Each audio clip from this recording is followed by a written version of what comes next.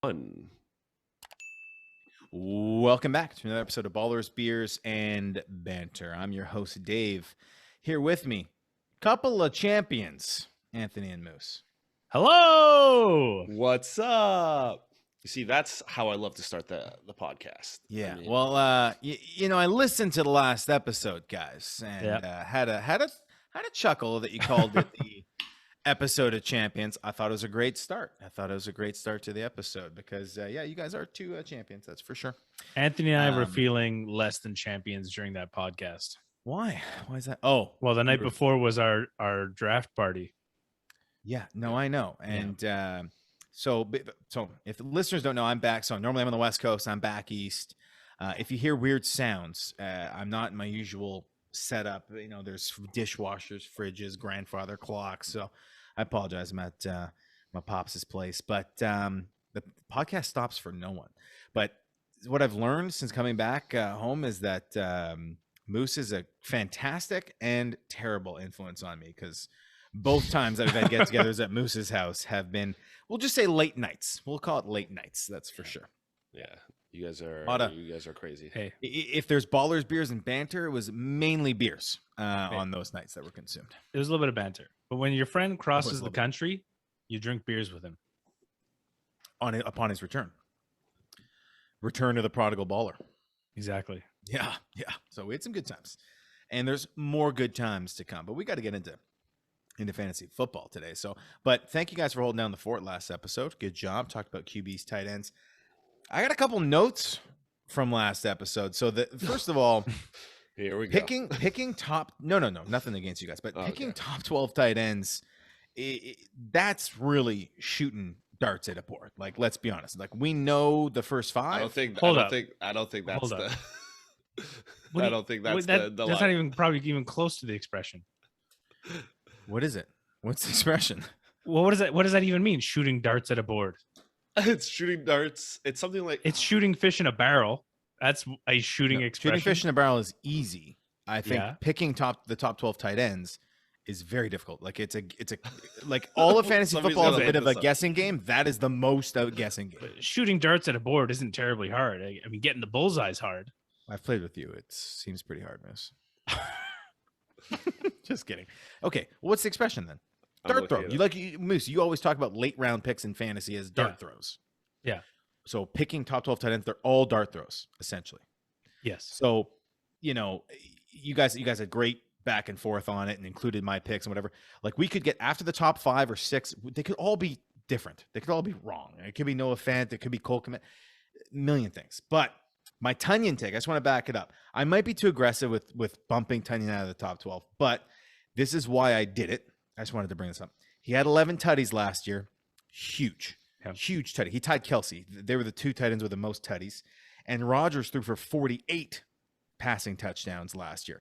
Those numbers are going to come down. Okay. That's the way it is. It's going to regress to the mean.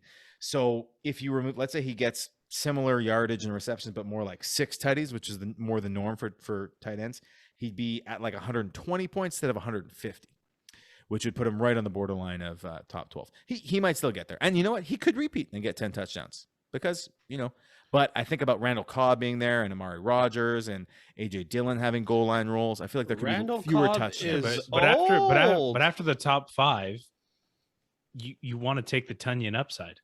Sure. He's not a bad pick. He's not a bad pick. The upside is he gets 11 touchdowns again. Yeah, that is the upside. So you're right. You're right in that case. Because every other tight end, if we're regressing back to the mean, their mean is way worse. No, regressing back to the mean means if they had so let's say 6 touchdowns is the mean. If they had fewer, they could go up to 6. Okay, but everybody else is way worse than Tunyon. Yeah. So if they regress, they're going to regress maybe worse. Not. I could see Cole Kmet getting 9 or 10 touchdowns. And I want to point out that last year, the 8th best tight end to the 18th best tight end were separated by 19 points, which is 3 tutties or a couple more good games. So picking the top 12 is no picnic because 19 points from 8 to 18, like it's crazy. Yeah, that's crazy. That's a game. Anyway, I would say buy the Tunyon upside. Yeah. Okay. Anyways, just wanted to address that. You guys nailed the QBs. It was good chat. I didn't get any high Daves though whenever my name was brought up, but that's okay. I mean, I'm okay with it. I mean, I said Anthony every single time that your name was brought up when you're on vacation, but that's okay. I get it. All right. We did, by the way, if you're not already listening to us on Halftime Sports, you're way behind. You're way, way behind. So, I mean, we're nice. So we'll go over some of the stuff we talked about live on air on the app yesterday, but you're going to want to get to us on Halftime Sports. So it's, I think I have to back up. I'm gonna have to back up a little bit for this one, Okay. just to give a shout out to BK boy. If he's listening, we had a great chat with him last night. He was great. It's too on the bad halftime app. it's too bad he came in towards the end because he was fantastic. Loved his contribution. So we'll get him on again for sure. Maybe we'll get him on the podcast again. In the future, who knows? Yeah. So, but if you're not already joining us on Halftime Sports, download the app. It's called Halftime Sports. Find it in the App Store. And what's so cool about it is you can talk to us live either in the chat or actually speak to us. You can come on stage and speak to us. And it's super fun. Link in the description. Link in the description. Do it, Anthony. Do the thing on the YouTube. You got to follow us on YouTube to see the pointing. So it's every Wednesday night at 9:30 p.m. Eastern, 6:30 Pacific for the time being. And it was super fun. That being said, I forgot to mention yesterday, I won't be there next Wednesday because it's one of my vacation days. Like, I'm working on vacation with you guys because this is fun. It's fun. But I got a special thing next Wednesday, so I won't be on the Halftime Sports. So it's you two, maybe BK. Maybe BK could be on the whole time. Maybe BK boy, if you're hearing it, come on. They're gonna need help. Maybe our guy Seeger. We'll see. All right, so that's it. And then there are some other podcasts I'll miss, but not many. There's one or two more that I might miss. Well, if we want to replace you, like apparently our buddy Seeger really agrees with your takes, which I think is the wrong route to go. So I mean, if we want to get another Dave on the podcast, it would be... and isn't he also a champion? Oh, yeah, he is a champion. Perfect. So, well, okay, yeah. So you want full redraft champions, but we don't count dynasty champions, I guess. Well, I have one of those, so I know. I know. Anyways, let's get into some headlines here. We've bantered enough. We got a lot to cover today. The main topics we're going to get into today, because it is prime time draft season right now. We know that most leagues, if you're smart, are drafting somewhere between now and the Labor Day weekend. We always suggest draft as close to the start of the season as possible. What are you saying about people who've already drafted? Nothing wrong with that. Listen to our takes for waiver wire and for trades and for getting prepped for the start of the season. But a lot changes during training camps. So, like, what's a good example? If you drafted, who got hurt? Who had a major injury? Who got? No one yet. Retire? There's Nobody been no major yet? injuries. Nobody yet. retired or anything yet, but things have changed since. Excuse me. If you drafted, Cam Akers. If you drafted, 2 months ago, and you drafted Cam Akers, yeah. Okay. Anyways, so the main thrust of today is lessons learned from last season, as well as some draft tips or reminders for draft season, and then we're going to be getting into rankings next week. So. Next episode, we'll start with our rankings, probably running backs, and that'll be really important, and mainly focusing on the 13 to 24 range for running back and wide receivers, because that's where you get your money. The 1 to 12 is pretty much consensus across the fantasy football community, so we'll get into that in the other episodes coming up. Sound good, guys? Sounds great. Awesome. All right, well, let's get into some headlines. First one, we talked about it yesterday. We talked about a lot of these yesterday on the Halftime Sports app live, but Tim Tebow looks like he's not going to be the tight end that many hoped for this year in real or fantasy football. He was like the first guy cut in the entire NFL. He gone. Is this bring legitimacy to Jacksonville? Like, what are your thoughts on the Tim Tebow cut? Well, whatever. Whatever. Yeah. I think when he got picked up by them, we were all like, he's not going to be there to entertainment value. Yeah, or maybe there was an agreement with him and the coach that was that, hey, buddy, we need another tight end for camp, or if you want to get in some reps just for fun. Maybe they didn't express that to the public, but yeah, I think we all knew he was going to Tim Tebow out. Moose thought about that one since yesterday. Clearly, I think Tim Tebow. I just came up with it on the spot because I didn't want to repeat the same joke as yesterday. Oh, good on you. I think Tim Tebow should come on the podcast. Our podcast, Tim, if you're listening, you're welcome to come on. or Halftime Sports. But I think he should go play in the CFL. I think he could be a great starting quarterback in the Canadian Football League. We're Canadian. We don't follow the CFL as much because NFL is more fun, in our opinion. But I think he should go play for the BC Lions, the Montreal Alouettes. He'd probably tear it up. And then who knows? And then maybe work his way back into the NFL, a la Doug Flutie or Warren Moon. Just saying. That's my idea. So speaking of QBs, let's have a little check-in on where we're at on some of these QB competitions in training camp. Now that we've seen an episode of Hard Knocks, we've seen, not that that's QB competition, but we've seen some preseason action. We'll go run through these, and you tell me who you think is leaning towards starting week 1. Let's start with Anthony's Chicago Bears. Justin Fields, Andy Dalton. Has anything changed for you guys? Well, I think Andy Dalton's still starting. Yeah, unfortunately. The Red Rifle. I think you're gonna. I think everyone's underestimating. And I mean, I'll. No, we're estimating. I'll eat it. We're not underestimating. We're estimating Andy Dalton. I'll eat it if he's terrible. Look, but I think Andy Dalton, he's gonna have. I think he's gonna surprise people. Well, I hope so. Like you mentioned yesterday that he's definitely better than the QBs we've had in recent years. Marginally. Yeah, but I know it was only 2 or 3 drives that he had in the first preseason game. Didn't really move the offense.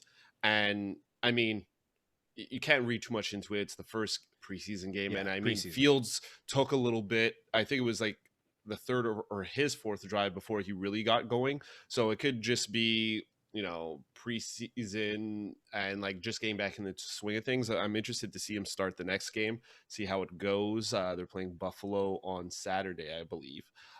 So how's Chicago's offensive line? Interesting news, actually. They just lost their left tackle, their rookie second-round left tackle, who was supposed to be a beast. Yeah. So that hurts. That hurts. I don't know how long he's out for, but yeah, it's season ending, isn't it? I thought it was season ending. It sounded like season-ending injury to me. Check your Instagram. I sent you the post.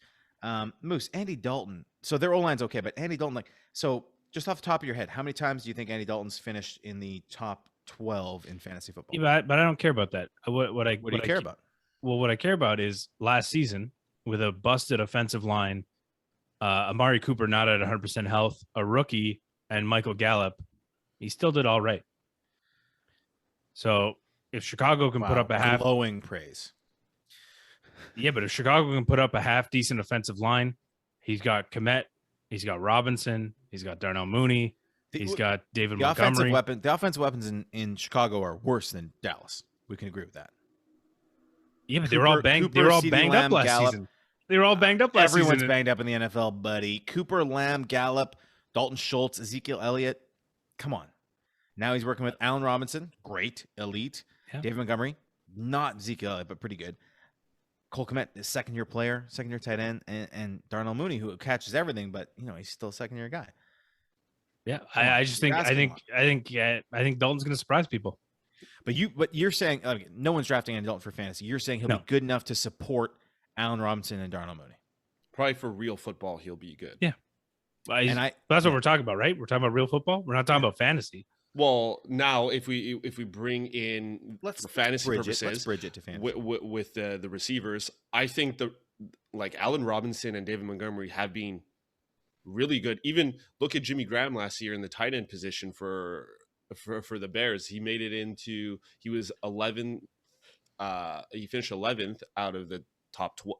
Looking at the top 12, so he was a higher end tight end, I guess. So I mean, these guys can live with an okay quarterback and still be productive for fantasy. Agreed. But in terms of fantasy, I don't expect Andy Dalton to be much better supporting his fantasy options than Mitch Trubisky. I think he'll be about the same supporting his fantasy options. He'll be better for real NFL because he'll make fewer mistakes. Yeah, in terms of fantasy, you don't want Andy Dalton.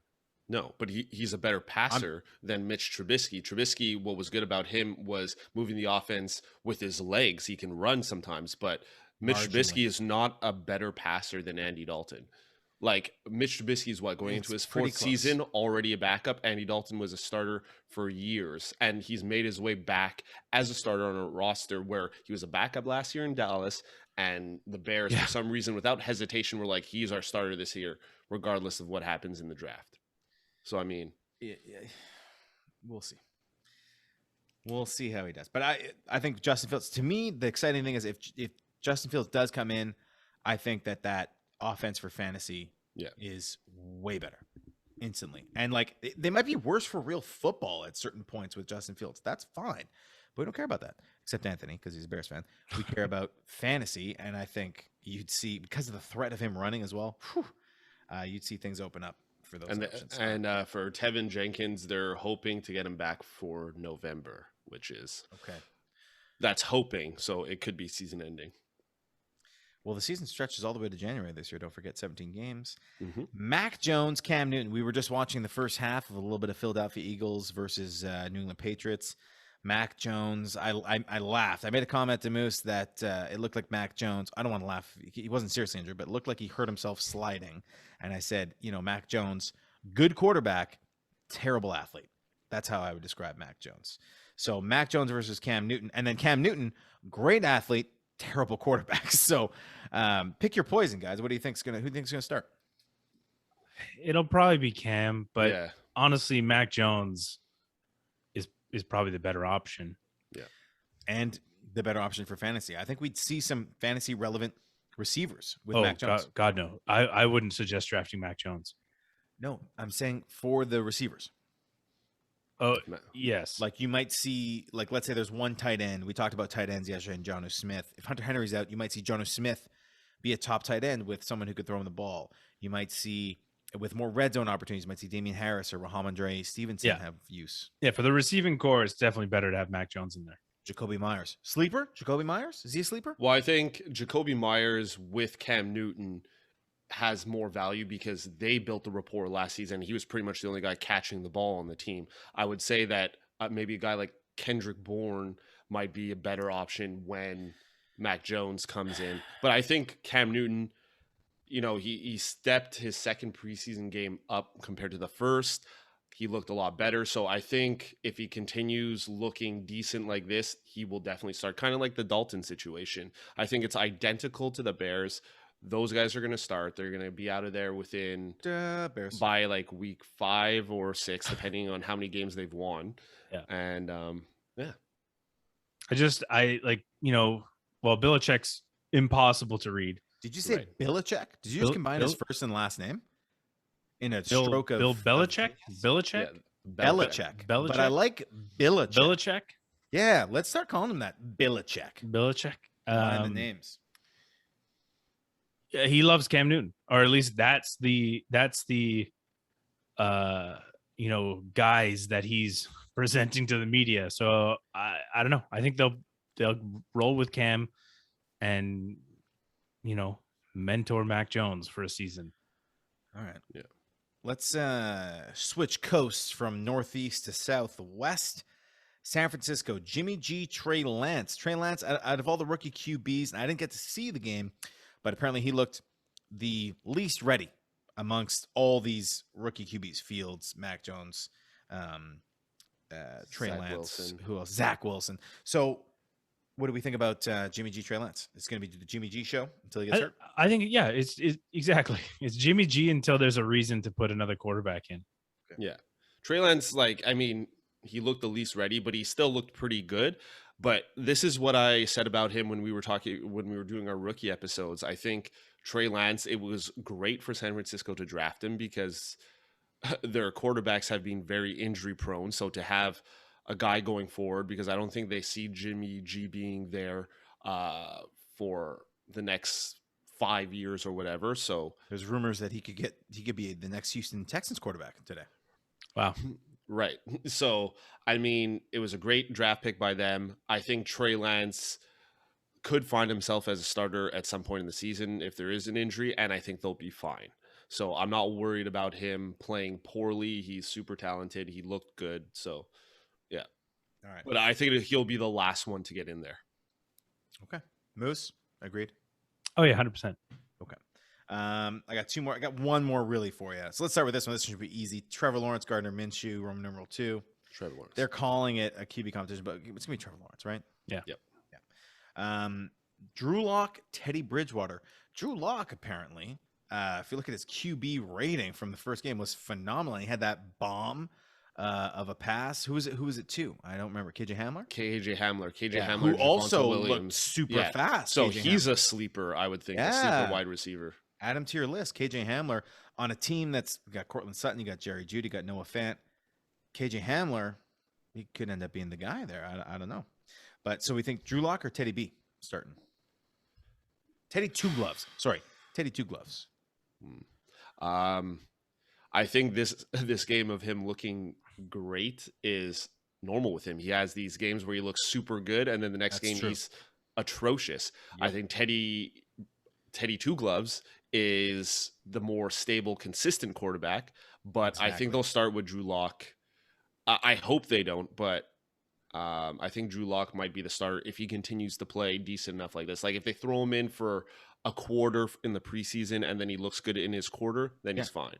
He'll start, and as long as he's Drew Lock and loaded, and as soon as he becomes Drew Lock, stock, and 2 smoking interceptions, he's out. Teddy Bridgewater. I think Teddy Bridgewater, Teddy Two Gloves, needs to make some big plays in the preseason, like deep balls and stuff like that, to really give him a boost compared to Drew Lock. What if he switched to one glove? Teddy One Glove, automatic starter week 1, or cut?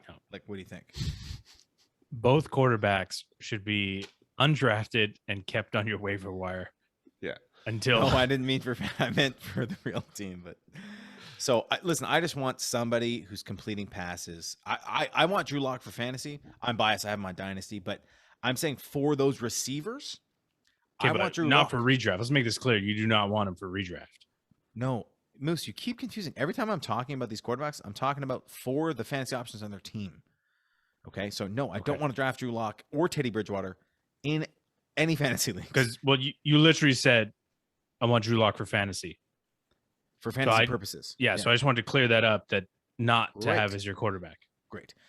So I'll be clear. I want Drew Lock to be the starter in Denver for Jerry Jeudy, Cortland Sutton, KJ Hamler, Noah Fant. Because I think, yeah, sure, he'll throw a couple more interceptions, but he's going to throw bombs to these guys, and they're going to be more relevant in fantasy. That's what I'm saying. But did Teddy Two Gloves not throw bombs to Robbie Anderson and DJ Moore? No, it was short routes. All of them were short routes. All of them were short routes to those 2 receivers. The entire season. I would say yes. Like, honestly, I'm sure there were some long ones, but he was not good throwing deep balls last year. He threw shaky passes. He was very reliable, though. Like a lot of those Robbie Anderson was the deep guy, and then when he got to Carolina with Teddy B, he was like a crossing route over the middle kind of guy, and he was yards after the catch. So was DJ Moore. DJ Moore would catch like 2-yard passes and then run for 60 yards, and like once a game. And it was like, thank God, because otherwise he would have had 0 fantasy points. Anyways, all right, that's QBs. That was fun. All right, other headlines, we'll roll through them quick. Antonio Gibson, according to Kyle Allen, who's the 2nd or 3rd or 4th string quarterback on Washington, is being used in the CMC role. We talked about it in length yesterday on the Halftime Sports app. Come join us. Moose, you were of the opinion that they shouldn't overuse him because you don't want to get him hurt like CMC. Yeah. I mean, yeah. I think when you have someone as talented as Christian McCaffrey or as, like Antonio Gibson, and this is for football purposes outside of fantasy, I think you're better off going with a committee approach instead of just running the guy into the ground.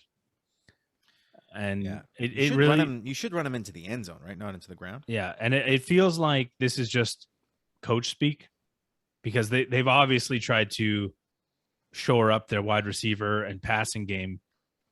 Why would they suddenly come out and say, no, we're going ground heavy here? So do we have to come up with a new category instead of coach speak? We can call it 3rd string QB speak. Or sorry, second backup QB speak. Yes. Okay, yeah. Sorry, because you think Kyle was back. Yeah. We'll get back to Washington football team in a bit. Other news: Kerryon Johnson was waived. There's one less running back in Philadelphia, but disagree. Correct me if I'm wrong. None of us are excited about the Philadelphia running backs. No, absolutely not. And then maybe I would say for the 2 of you, anyone on Philadelphia, you're not excited about. Well, I mean, up until the first half, the Philly running game looked pretty dismal. In fact, Jordan Howard looked like he looked like the best running back out there. That's not good. Not good. No, okay. It's not. Tre'Quan Smith and Darren Waller back at practice, so we can re-up our takes on them. Darren Waller safe at wherever you were considering drafting him. Tre'Quan Smith as a late round pickup. Did you see that pass that Darren Waller caught today? Oh, yeah, it was so beautiful. dirty. The training camp in the who were they against? Raiders versus. I don't remember. It was a decent team. Was it the Rams? I don't know. That was last year. I was so blown away that I didn't even see who was playing. Yeah, because he's just so good. He's so big, so athletic, so fast. His ankle does not look injured. No. That's for sure. He's fine. And if you're in full PPR leagues or tight end premium leagues, which is becoming more increasingly popular, where tight ends get 1.5 or 2 points per reception, Darren Waller is gonna have like 100 receptions. Like, he is a monster. And I know, Moose, you're big on Bryan Edwards. Henry Ruggs, Roman numeral 3, could emerge as an option.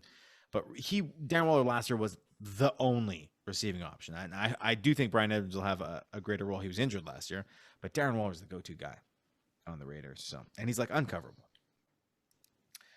Speaking of tight ends, Mark Andrews, scary incident. Can you guys fill me in on this scary incident at practice? It wasn't as scary as it turned out to be. It was just, I think it was a classic case of, Dave, you're going to like this one because I probably won't say it correctly. Yep. Dehydration. I think you nailed it. Okay. Why do you say that wrong normally? Yeah, normally he goes dehydration. He puts the emphasis on the Dre. He or dehydration. I forget, but he would always mess up. I'm like, Moose, it's just dehydration. He'd be like, dehydration. Dehydration. Dehydrated. Because, well, an ambulance came down. They gave him an IV. So no injuries. And he was having cramps. So he probably just was not hydrated enough. And that's it. Okay. So he's fine. Chayse Claypool also helped off the field the other day. Apparently it's a minor ankle sprain. He should be okay. He tweeted all is fine. He did tweet all is fine, but what did he TikTok? I'll wait to see him dancing on TikTok before I'm okay with it. Goodness gracious. Guys, I'm a Pittsburgh Steelers fan if you didn't know. I'm a Chayse Claypool fan. But the TikTok, Chayse, if you're listening, Canadian, BC boy, I don't know, just ease off the TikTok. Maybe, save the dance moves. I mean, unless you're practicing the dance moves on TikTok for your end zone dances. And as long as it's not considered taunting, then we're good. But otherwise, just concentrate on taking my dynasty team to the championship. Jalen Hurts. Moose, you were excited to see Jalen Hurts, who apparently had a fantastic week of camp against the Patriots this week, combo camp. But he had some sort of mysterious illness, did not play tonight in the game. Mysterious. Yep. So, yeah, this is non-COVID. This is what's mysterious because what's his name? Garofalo. Mike Garofalo. Yeah, he just said Jalen Hurts. I think it's Garofalo. No, it's Garofalo. They always Garofalo?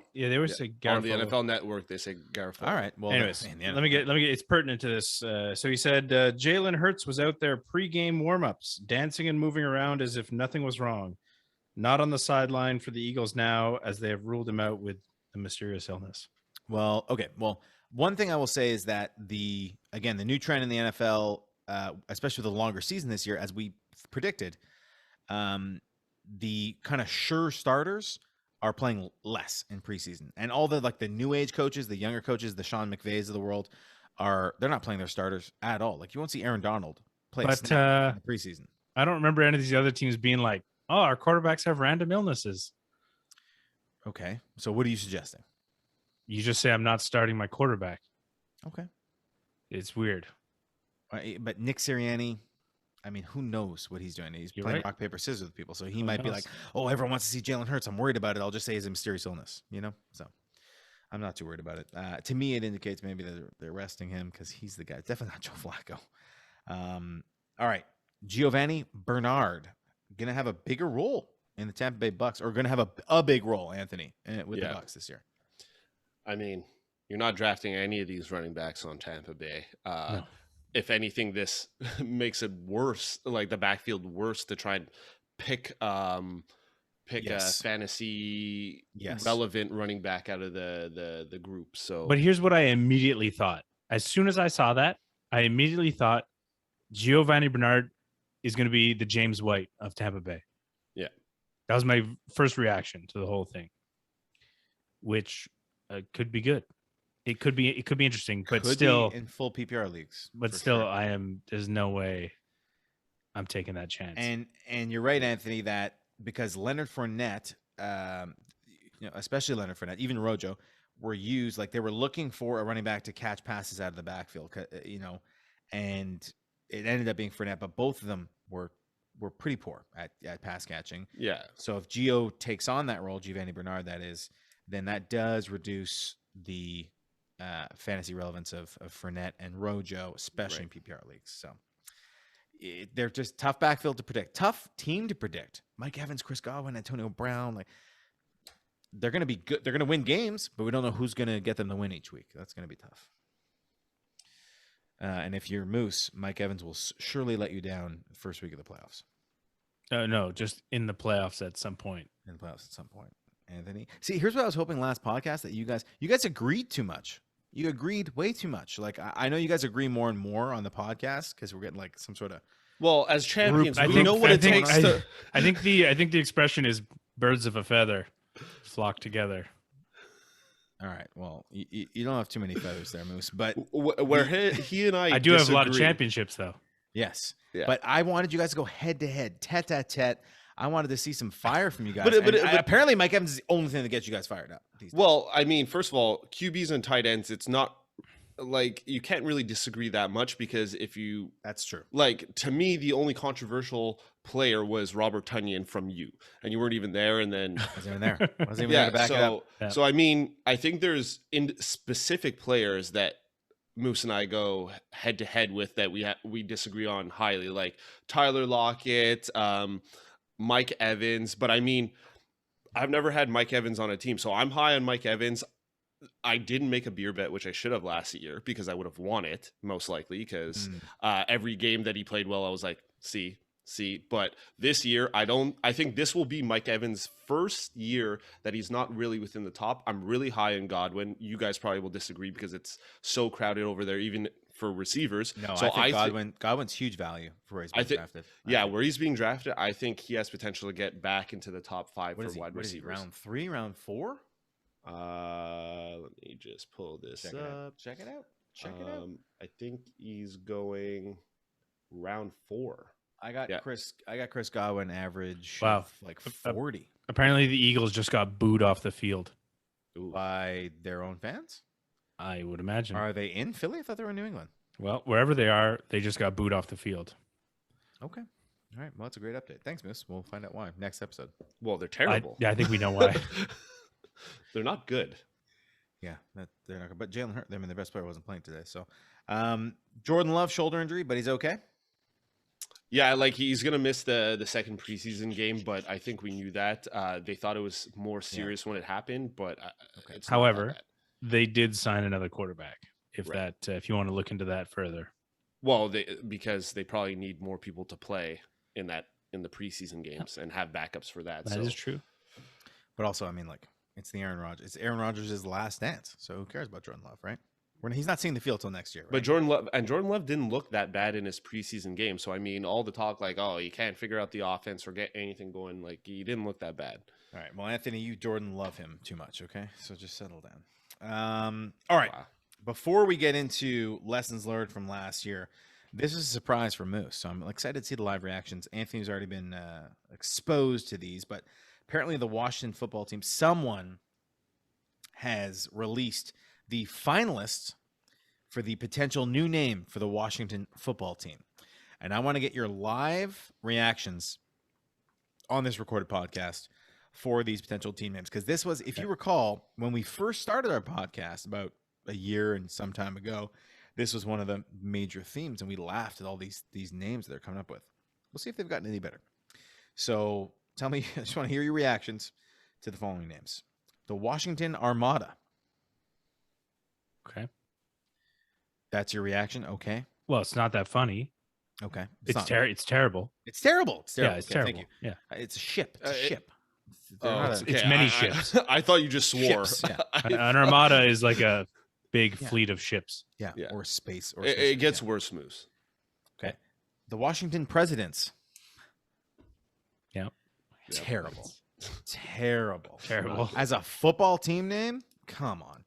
Okay, this is maybe one of the good ones. The Washington Brigade. You know, It's the same as an armada, but with an army, pretty much. Yeah. instead of ships. You're right. Yeah. Okay. At least it's on land. Yeah. The Washington Red Hogs. Like hogs, like pigs. Yeah. Yeah, Red Hogs. Okay, it's not bad. That's a very sporting type name. Okay, that is the best one, I think. The Washington Commanders. No. I mean, have a ring to it. Yeah, it's not. What is it? A 1990s computer game? Like, it's serious. The Washington Red Wolves. Well, I like that. You like that? That's Red Wolves? That's a pretty awesome name. Isn't it redundant? Aren't wolves like already like on? They're not They're red. Those definitely are not foxes. reds. Or Those are foxes. oh, Anthony. right. But also, I think the Red Wolves has a Terrible. historical Does it? background to the name. No, oh goodness, no, it's red. You're right, Moose. There's a special fleet of airplane pilots in like World War I or World War II. Yeah. But it wasn't the Red Wolves. It was something else. Okay. And they were like African American specific fighter pilots. Yeah. They We'll made a get movie that. about We'll it, I get think. that. Yeah, Anthony, Google it. But it's not the Red Wolves. The Washington Defenders. Ooh, that's bad. I mean, apt because they have like one of the best defenses in the league, but a terrible offense. Terrible So if they want to continue that Just theme, they terrible could be the name. Washington Defenders. That sounds like, you know what that sounds like? A team name from a movie that you're watching, and they can't use the NFL or NFL team names because they didn't get the rights. So they make up like some other league, and they're like, "All right, it's the Washington Defenders against the Pittsburgh Armada." Here we go, like in Batman, that Batman movie. Terrible. And then the last one, which is a finalist, is the Washington Football Team. They might keep Washington Football Team. I think they should. Honestly, though, I think the Washington football team's not the worst. Out of all those, that's probably my favorite. That's probably my favorite. I think Red Wolves or the Red Hogs. Well, either one of those, I think is. So basically, you're a fan of animals with red in front of them.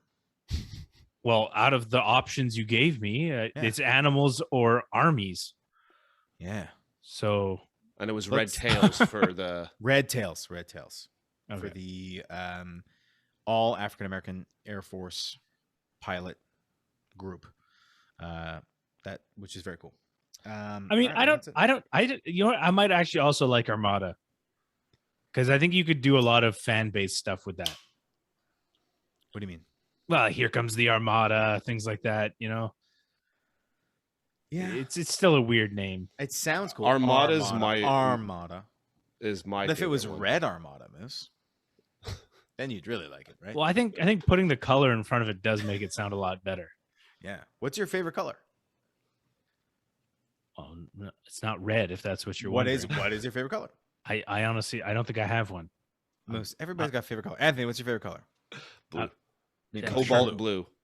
Cobalt blue. I Wow, that's also specific. like What are you, an cobalt blue. interior decorator? Settle down. Okay, cobalt blue. So what if they're called the Cobalt Blue Armada? That would be way better for you. That's just. I think excessive. putting almost any color name in front of Armada makes it sound a lot better. It does. Blue Armada. Sounds cool. All right. Well, I look forward to cheering on the Blue Wait, hold Armada on. So versus the what's Dallas Cowboys next year? What's the name you're We've picking? we've lost Anthony, by the way. He's What's gone. the name you're picking? Out of those? Red Tail's not even on the list. No, Well, I would go. yeah. I would go. I like Washington Football Team. You know what? You might have sold me on Armada. I'm liking Armada more. I like it better than Brigade, and I do kind of like Red Wolves because wolves are like an aggressive pack animal, pack mentality. Like in Hangover, where he's like, I was a lone wolf. Now I am a wolf. My wolf pack has grown by 3. You know the whole thing. What I just find silly about this whole thing is, what's the Cleveland baseball team called now? The former. Okay, well, we don't say their former name because I guess it's inappropriate. I don't know what their new name is. But anyways, it doesn't matter. It doesn't matter whatever their new name is. They literally changed the name in a heartbeat. They're like, we're changing our name. Yeah, and they changed it to red baseballers. Wow, that's Oh, okay. I thought that's. I'm just throwing the name out. Blue baseballers? No, I don't know. All right, that's enough of that. We really got to get into the main topic here today. Moose is looking up what the Cleveland baseball team's name is now. yeah. The Cleveland. I don't want to say the wrong name, so I'll wait. Oh, the Guardians. The Guardians. That's pretty cool. That's pretty cool. I like in it. like a heartbeat. They're like, we're the Guardians now. Yeah. They did not make a big deal of it. You're right. No. All right, guys, let's get into some, like, we want to prepare our listeners for the draft. Okay. So if you've stuck through the 40 minutes of banter that we just went on, which was, I had a lot of fun. Hope our listeners did. You're here to listen to lessons learned from the 2020 season, as well as some key draft tips from our champions, Anthony and Moose, as well as myself, who's only a dynasty champion that will forever be unrecognized until I win one in the new league, and then that one gets shut down. I'll be honest, the draft tips should come from Anthony, because I win my championships after the draft. You are a waiver wire king, but you've made some good. Last year you had some good drafts, Moose. Some good Stephon Diggs, for example, who we'll talk about later. Cam Akers, we'll talk about that later. No, we won't, but we'll talk about Stephon Diggs later. All right, lessons learned from 2020. This is right up Moose's alley. My big struggle last year, I was really big on Hayden Hurst as a top 12 tight end finisher, or top 10. No, it was top 10 was the beer bet, and I ended up correct. He narrowly finished in top 10. He was number 9 on the year, but guess what? It didn't really help my fantasy team that much, even though he was the ninth best tight end. It didn't really help me that much. There were weeks where he was terrible. There were weeks where he was just okay. It wasn't like he was winning me games or my league as the 9th best tight end in fantasy football. So my lesson learned from last year was that if you want the advantage of tight end, you better go and get one of the top, ideally, there's 3 tiers to me. There's the Travis Kelce tier. Then there's tier 2, Kittle Waller for right now. And then there's Hawkinson, Andrews, maybe Kyle Pitts in there. There's 6. After those 6, it's a complete crapshoot. So try and get one of those top 6 tight ends in your draft if you're in a draft position to get them. So that's one of the lessons learned from 2020. Otherwise, you're going to be pulling your hair out, streaming tight ends in the waiver wire, or just praying. You're putting Noah Fant in the lineup or Mike Gesicki being like, please let this be the week you get a touchdown.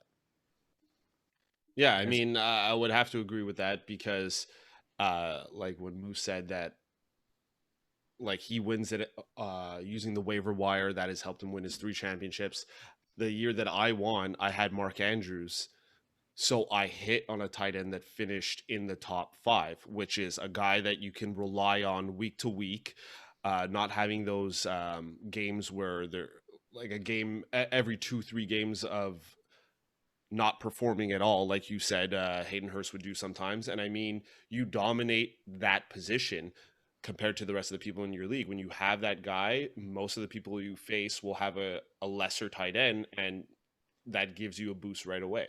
And then I'll just kind of piggyback off of your draft tip. To me, I'm still drafting quarterbacks later, but I try to hit on one. So I drafted Lamar Jackson late. He ended up finishing in the top 2 seasons ago. 2 seasons ago. So he was a top 5. I think he was number 1. So this is also best player in fantasy football by far. So this is a strategy that Moose preaches all the time too. Get that top tier QB. But I look at it, I want to get that top tier QB, but I want to look for the value at the back half of or the middle rounds of the draft. This year. So Anthony, I agree with you, but this year it's the middle rounds. So if you're judging based on ADP and mock drafts, people are getting wise to the late round QBs. So they're getting their guys in rounds 5 to 8 ish. And that's definitely a lesson learned from last year. So you talk about Lamar. So Lamar 2 years ago you could have got him super late in the draft, and he was the best player in fantasy football. Last year, unfortunately, people were like, oh, he's so good. They drafted him around 1 or 2, and he finished 11th overall or 10th overall. So he was a bit of a bust for where he was drafted. And then last year, there were players like Josh Allen, the best quarterback in fantasy football, as Anthony predicted, who was drafted in round 6.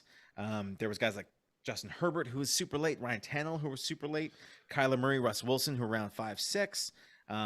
So there's guys available. Yeah. And I think it's important to look right. And I think it's important to look for that value later on, because the guys that show up like Josh Allen and Lamar Jackson, they get reached for the year after their big year. So chances are you're not going to get that guy. So Mahomes, Josh Allen, Lamar Jackson. Maybe Lamar Jackson now you can get him in the 4th, maybe 5th, depending how it He goes. could be a good value. He's a good value. Kyler Murray, Patrick Mahomes, Dak, you might even get good value for, but maybe people will be high on him again. I know with the injury, he might drop a little bit. So look for value on guys that that are strong offensive teams, and even guys like Tannehill and Stafford that are going super late. But these guys we've seen finish in the top 12.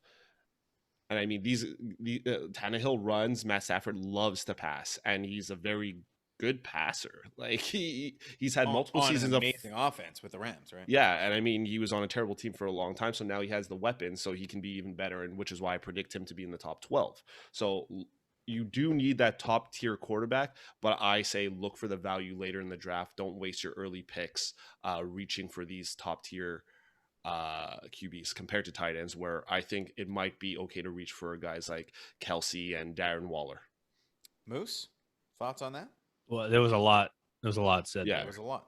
There was a lot said. So there. tight ends, QBs. But I mean, this is Moose. This is from Moose's Bible. This is his fantasy Bible. Yeah, I mean, you're not wrong. There, you can find value later in the draft with quarterbacks. But I mean, I would still take one of the best early on. Get one of the best early. To me, it's not burning a draft pick because they're going to score the same amount of points as another player you'd get in that round. And you're locking in top talent. I guess the only difference is that from a positional basis, so Travis Kelce on a points per game basis will be light years ahead of the 5th best tight end, whereas the 1st to 5th best QB might be separated by like 2 points per game. So there's less of a discrepancy at the quarterback position, and you could draft a QB middle rounds who could end up being the 1st overall quarterback in leagues like Josh Allen was last year, like Lamar Jackson was the year before. Yeah. For me, it's more of there's no chance of these early round guys. I mean, there's always a chance, but the chance is way slimmer that your QB is going to bust. Some of these later round guys, they could bust. And so great. Good for you. You got tons of value in your draft. Way to go. But you're not winning your championship now. But you won your championship with Jared Goff, right? No. Oh, no. Jalen Hurts. Oh, it's Jalen Hurts. Jalen Hurts. Yeah, hold on. What? A combination of the two. No. Once I lost Dak, there was I had Teddy Bridgewater, I had Derek Carr, I had Jared Goff, and then I only played Jalen Hurts because I think he was playing the Jets. Right. So my point is, I think if you're reaching or picking an early tight end, I don't think it's wise to pick early QB as well. You either go one or the other, because I think getting into my draft tip, what helped me win my championship is I think running backs, like you both agree, running backs are super valuable. You need to get the top tier ones at the start of your draft because it thins out pretty quickly. And it's hard to find value later on in the draft because there's a lot of teams now that have multiple running backs that you don't know where you're going to get consistency from. So I won my championship because I loaded that championship team with running backs. I had guys like Carson, who's injury prone. I had Kerryon Johnson when he first came into the league. I had a couple other guys too that I was sure were going to get injured because they were more injury prone guys. So I loaded up my team. I had 4 starters essentially. And then I hit on Lamar Jackson. I hit on Mark Andrews. So I controlled the tight end position. I controlled the QB position, and I had running backs to cover my butt. So I didn't have to stream them off the waiver wire every week. So I think you need to have great running back depth. So if you go early QB, early tight end, I think it reduces the chances for you to build your running back core. That's a great point. Or just your starting roster in general. That's a great point, right, Anthony. So I like that. I think you're developing a pretty good little draft tip there, which is, to me, it's more likely you get a mid round or late QB that hits. Yeah. But either way, I like it. If you go a QB or tight end kind of early, then wait on the other one. I kind of like that to build up depth at the other positions. That's a pretty good tip there. Moose, anything on that, or can I touch on the running backs now? Because Anthony talked about running back depth. I just think it's a matter of sure the running back depth thins out, but I think it's more important to not just arbitrarily pick backup running backs. Like you pick running backs who are gonna play. They're gonna get time. But I did have four. I had 4 starters. So I mean, the third one was going in my flex. So if my deep choices for wide receivers didn't hit, at least I had 3 starting running backs that I can slot one into my flex. But that's my point. You could probably still do that and get a tight end and a quarterback early. Well, obviously tougher than if you didn't, but yeah, I agree. It can be achieved. All right, running backs. I'm so glad you touched on running backs because here's a lesson that every fantasy footballer, and if you're new to fantasy football, that you need to learn, and that is that there is a 100% injury rate in the NFL. Every NFL player gets injured at some point in their career, and this is even more so the case for running backs. Running backs take a beating; they get injured. So you might get your top running back in round 1 and be feeling so great, like, all right, this is the guy's going to take me to the championship. But what if he gets hurt? And guess what? There's a high chance he's going to get hurt. So here's some alarming data for you. Okay, so here's some running backs that were taken last year, early on, rounds 1 or 2-ish, who got hurt. We got to the point I just made. Yeah, take note of these names and find out who their backups are. Yes, because you can get them late. Yeah, and this is important. So you might, if you draft one of these guys, you might want to have their backups, right? So, all right, I got where they were picked and the number of games they missed. All right, here's the pedestrian ones: Ezekiel Elliott, Josh Jacobs. Okay, they were picked. Should we yell out the backups as you say it? Sure. So Zeke and Josh Jacobs, Tony Pollard and Kenyon Drake. Okay. Last year, they were drafted Zeke 3rd, roughly overall. Josh Jacobs 9th overall. They missed a game, only 1 game each. Okay. But Zeke finished in the top 12. Because they only missed 1 game each. Those are the lowest. Those are the low bar. Okay. All right. People that missed 2+ games. Dalvin Cook. Alexander Madison. Drafted 5th overall. He missed 2 games. Still finished in the top 2.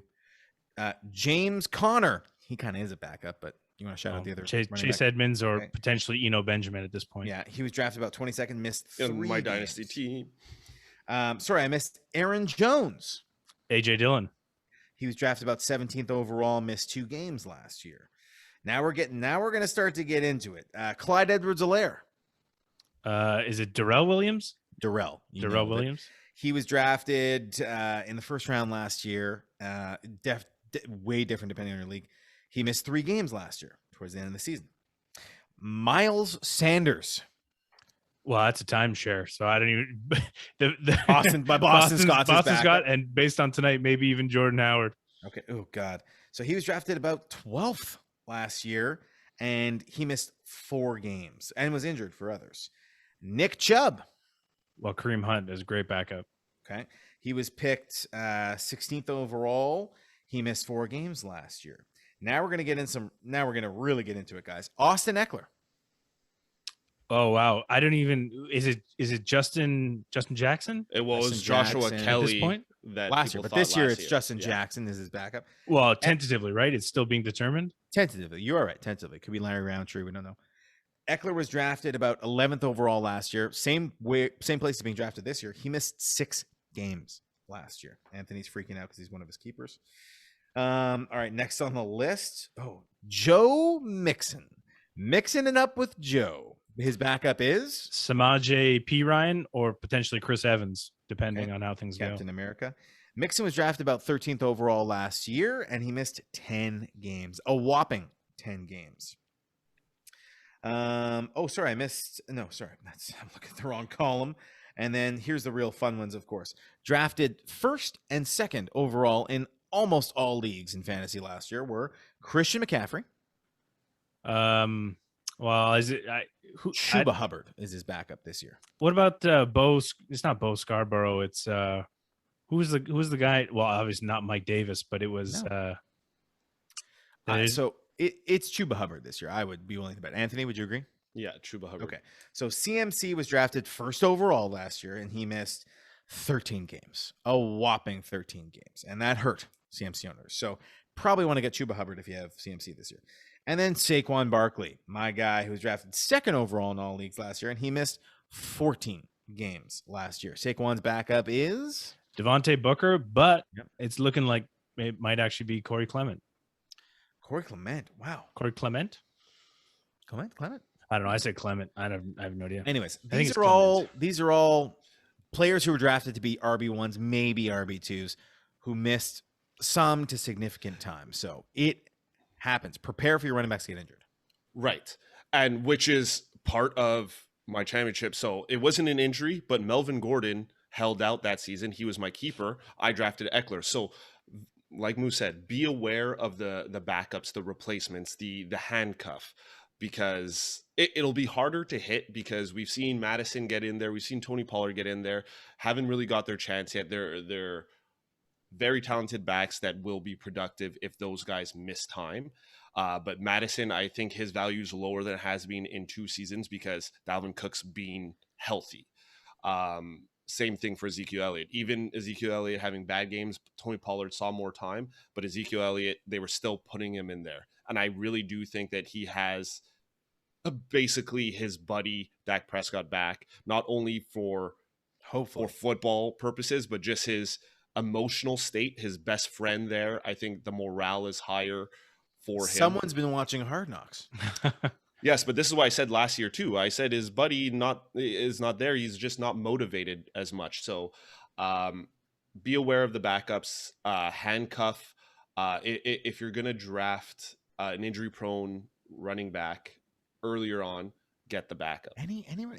If you draft a stud, if you draft a round 1 running back, so that's probably like 10 people in redrafts, go get their backup.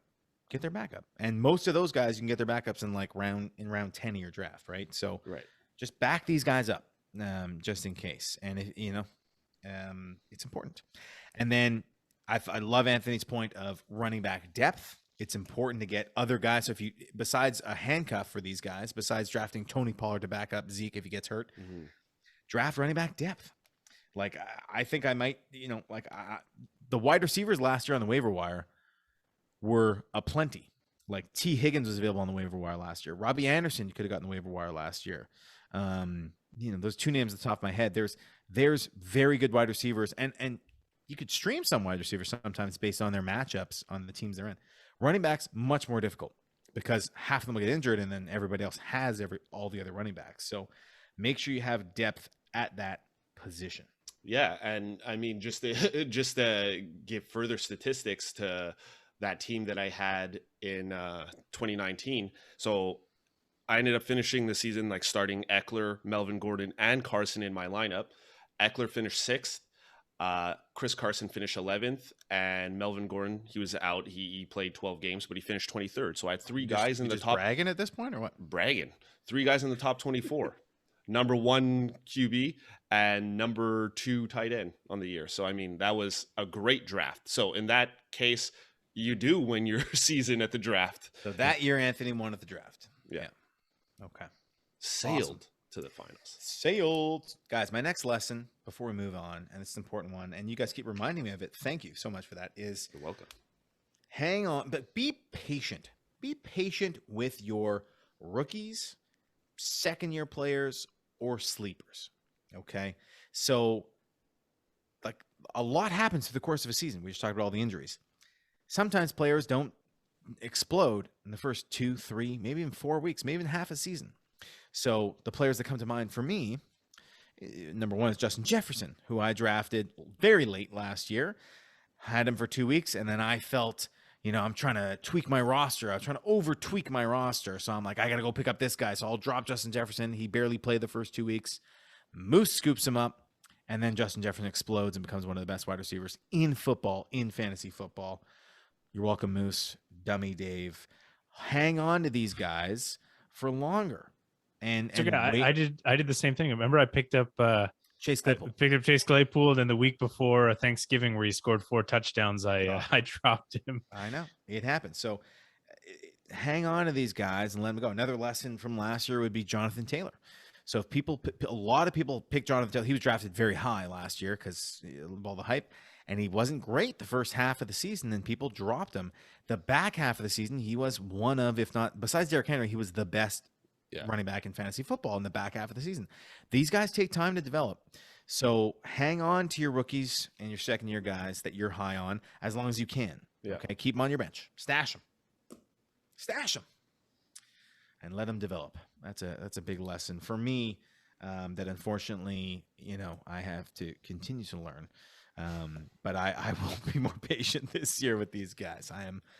I'm just, you gotta, I was worried. Our league's so good. We have a really good league, our home league, and I was worried about making the playoffs. So I'm like, I gotta get this guy. I gotta get that guy.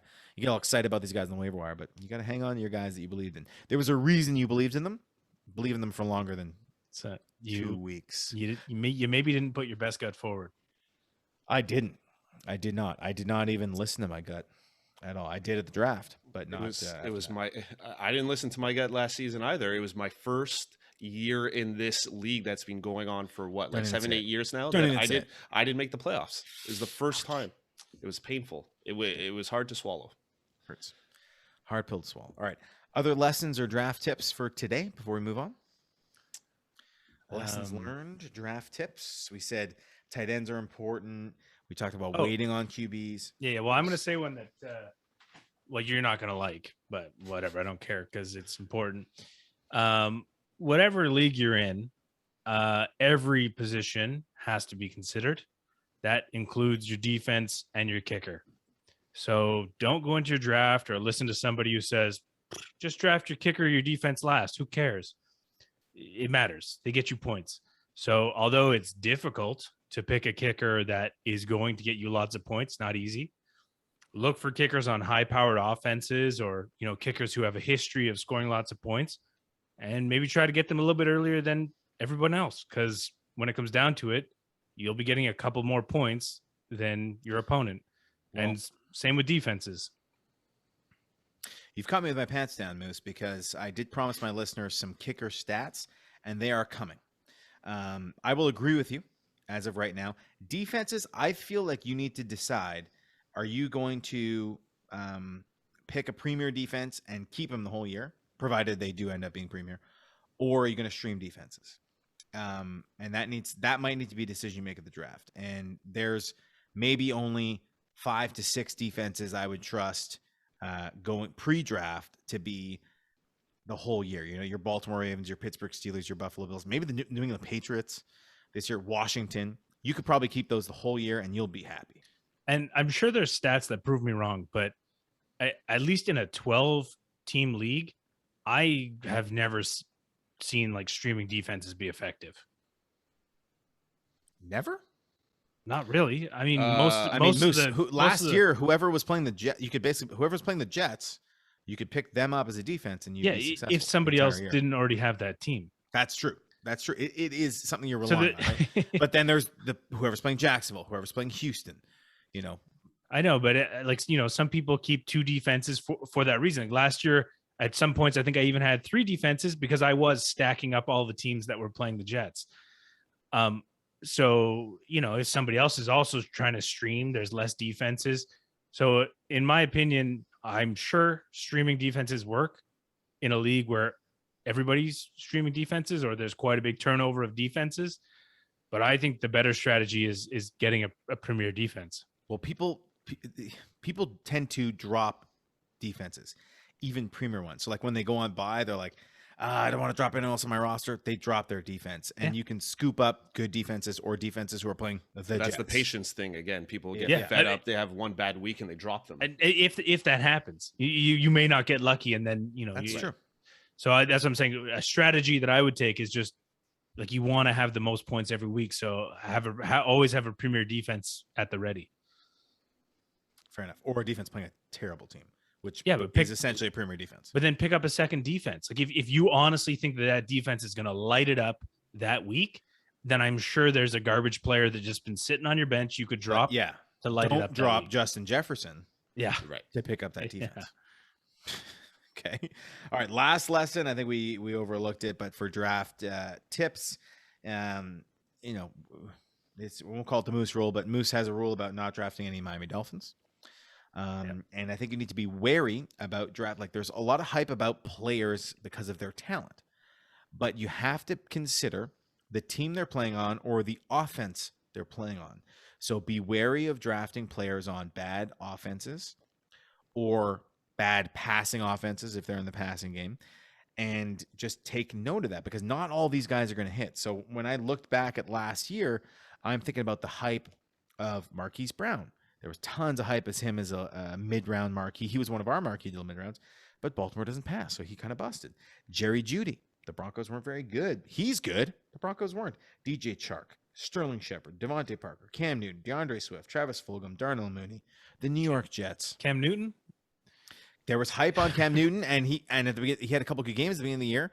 There was hype on him, you know. So, but it's not a good offense.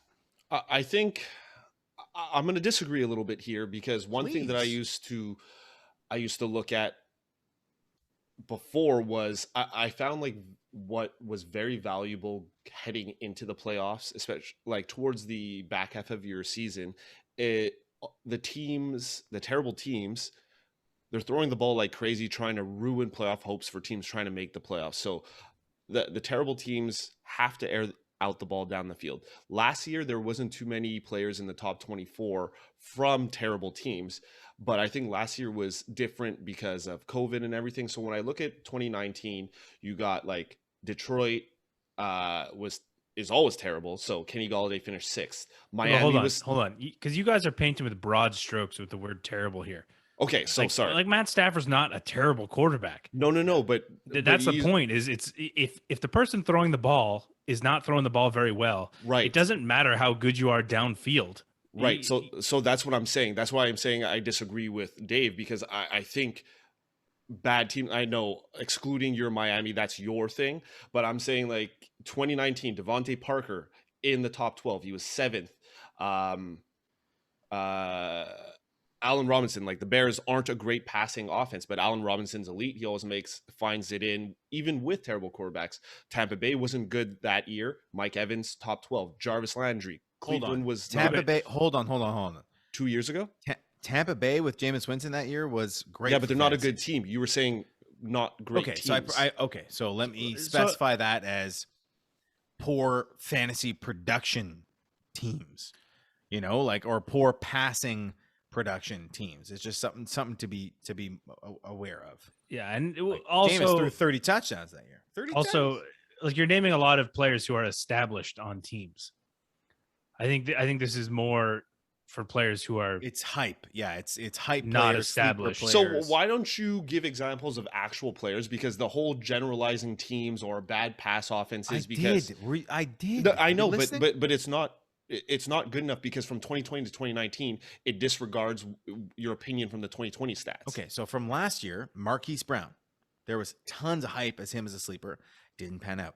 DJ Chark last year didn't pan out because he didn't have the quarterback to support it. But he panned out the year before. For half a season. Yeah, and that was with Gardner Minshew healthy. Yeah, but I'm just saying last year was Mike Lennon, and it was Jake Luton. Yeah, so it's more the quarterback play, and if you could probably attribute it specifically to the quarterback play. That's a good observation to make. Devontae Parker last year. I mean, Terry McLaurin to some extent. Yeah, well, he still ended up finishing like 21st overall half PPR, but yeah, he could have been like the best in fantasy football. Yeah, yeah, and Devontae Parker was affected because Tua. Miami Dolphins. Well, he finished 7th the year before with Ryan Fitzpatrick. Yeah. Right? So they put Tua in, and then Devontae Parker was irrelevant at that point. Agreed. So it's more quarterback play rather than terrible team or, yeah. Well, that is that's something we've talked about on the podcast before. Aim for receivers with good quarterbacks. I would say it takes 2 people to complete a pass. It takes 2. So that's great, Anthony. Thanks. I'm sorry you got all riled up for that to happen, for us to draw that conclusion. Was I riled up? A little bit, but in a respectful way, and we encourage getting riled up. You were on this podcast. Respectfully riled up. It is called Ballers, Beers, and Banter. So Right. we can't get banter without getting a little riled up. Are we ready for the next segment? And Yes. can I propose, since last episode, you guys each gave it a shot, can I propose the first ever trifecta of announcing this segment? Can we all try it at the same time? Oh, yeah. no. No, I'm gonna go ahead. So for the sake of our listeners, no, it's gonna Because be a we tried to disaster. pre-record this song together. Yeah. And it did not go well. Yeah. Okay, fine. Well, it is time for They Said It on Reddit. So good at Flawless. it. So good at Well, it. It's flawless because it has flaws, and I just repeat the flaws. But I appreciate And he didn't even put his hands on his ears. Oh, That's how good it was. YouTube. You got to see YouTube for that. Anthony. All right. So this one's coming from user Ghostflop. It's a very long post, so I'll just read the key points. So his header is, who is this year's Stephon Diggs? I have to start by calling out Fantasy Pros here, as this was the exact title for one of their recent podcasts that I got around to listening to just now. And needless to say, I was very disappointed when their unanimous answer was CD Lamb. And then he goes on to say, like, come on, guys, you know better than this. Everybody's high on CD Lamb. He was like, everybody and their mothers will pick CD Lamb and AJ Brown, guys like this. So Stephon Diggs, we when we were discussing off podcast, Stephon Diggs last year was going in the 6th round. So for us to pick our own players, we're looking from 6th round on. And I guess if you're looking for Stephon Diggs, you're not really looking for a rookie. You're looking for a guy that's been maybe in the league 2-3 years and is looking, maybe is in a different situation now, change the QB, and is just looking to take a step up. Yeah. So Stephon Diggs was in a very particular situation last year, having been kind of a perennial around wide receiver 20 for most of his career, if I recall. And then he did switch teams to a brand new offense, and people were putting him down even further, and he was drafted around round 6. Some people I know. Well, this is first. I want to point out that Moose was very high on Stephon Diggs from the very beginning, and correctly predicted Buffalo would got Stephon Diggs because they were planning on throwing more, and he drafted in our keeper league, which is a little bit different the way you draft, but he drafted him in the 3rd round essentially, and was correct because Stephon Diggs finished the year as number 3 wide receiver on the year. 3 or 2? You went Devontae Adams, Tyreek Hill, Stephon Diggs? Yeah, I'm pretty sure. So 3rd overall. So credit to Moose. So to replicate that exact Stephon Diggs from this year could be difficult, those exact circumstances. But essentially, we're looking for someone, I would assume this user, what was it? Floppy Flop? Ghost Flop. Ghost Flop is looking for a receiver being drafted around that same place that Stephon Diggs was, round 6. Or maybe or later. Or later. Yeah. Who has the potential to finish in the top 3. And I know you guys have a couple names, but my name is I'm going to stick with my Marquis de la mid-round from this season. And that is maybe explain Marquis de la mid-round for Marquis de la mid-round when he listens. For Ghost Flop. Please go back and listen to our previous episodes of Marquis de la mid-round. Moose, you want to give us a Marquis? Marquis. Oh, you cut off. It was the mid-round. These are players to target in the mid-rounds that have tremendous value and upside. And there's a whole backstory to why we call it Marquis. But T. Higgins was one of mine. And he's being drafted exactly in that spot.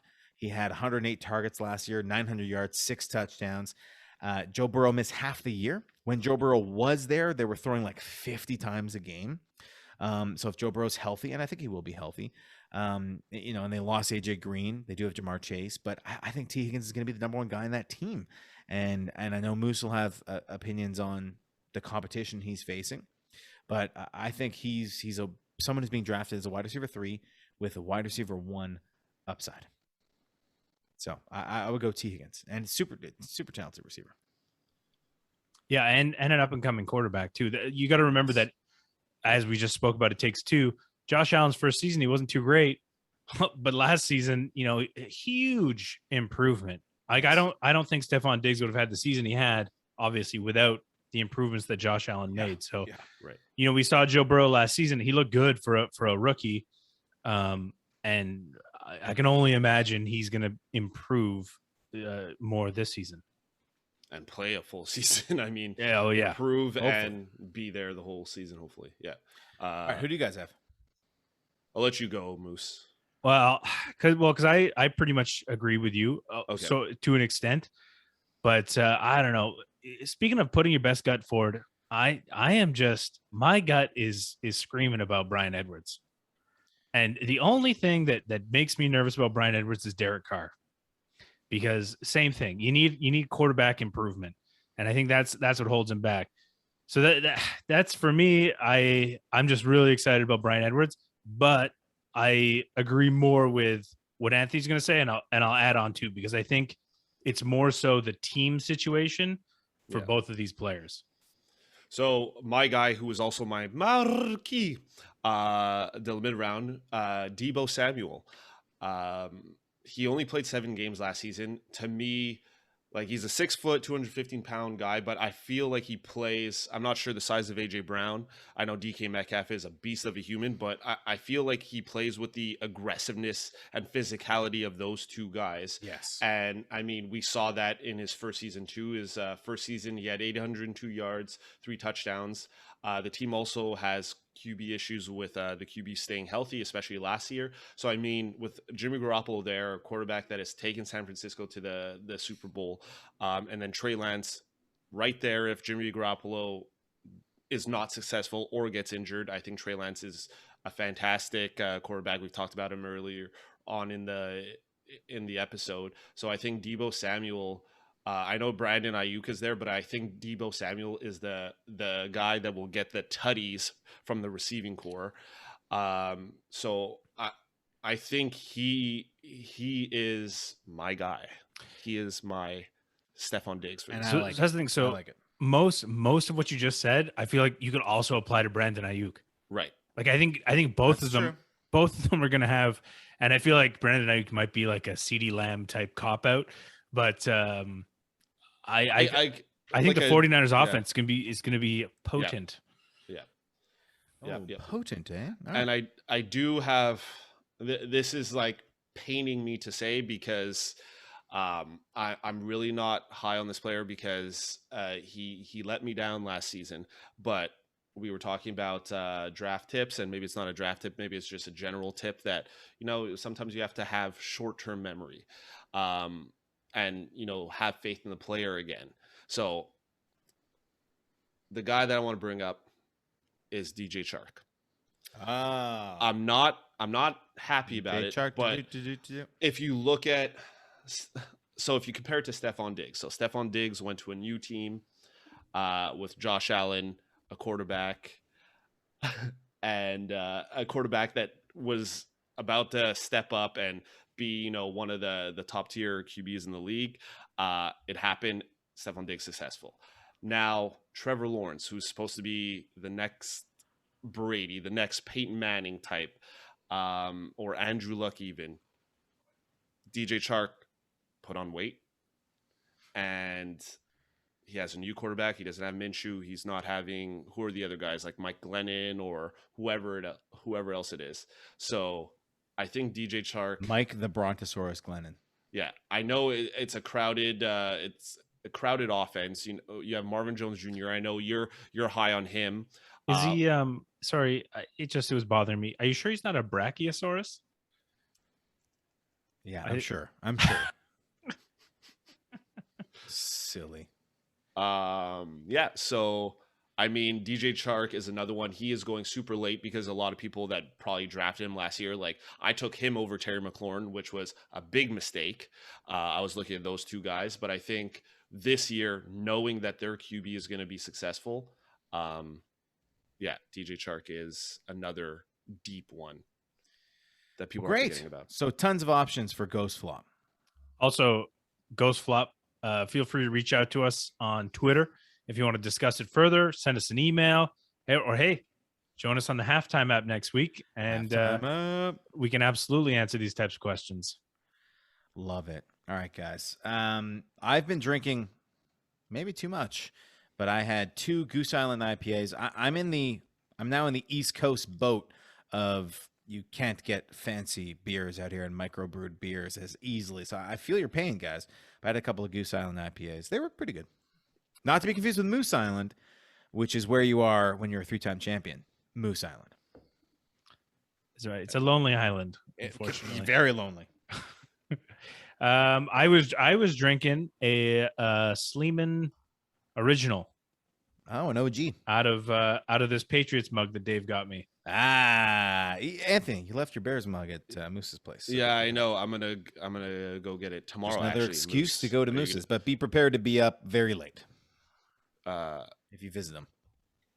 It'll be a I've quick learned. visit. Okay. I'm drinking a Peroni, an Italian beer, bene. 5.1%. A little change up from the Moretti's. So yeah, Not too much of a change up. Still bene. still bene.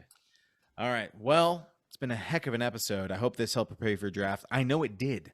And stay tuned with us. We'll be back for rankings and more draft prep next week, as well as Halftime Sports on Wednesday, 9:30 p.m. Eastern, 6:30 p.m. Pacific. As always, thanks for listening. We'll see you next time. Ciao.